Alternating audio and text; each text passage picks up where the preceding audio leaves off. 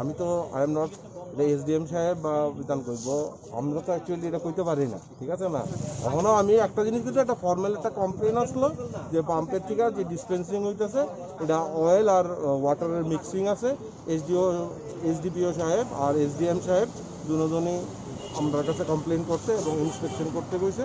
আমরা legal metrology department থেকে আইসি, আমরা স্যাম্পলিং নিছি, টোটাল এজার রিডিং নেওয়া হইব। এখানে টোটাল যারা পাবলিক আছে তারা যে কমপ্লেনটা এটা আমরা রেকর্ড করুন, অটোমেটিকলি স্যাম্পলটা দেওয়া হইব এবং টিল ডিসপোজিশন মানে এই টান পর্যন্ত টোটাল এজার রিডিং দিয়া এই পাম্পের থেকে পেট্রোলটা ডিসপেন্সিং বন্ধ থাকবে।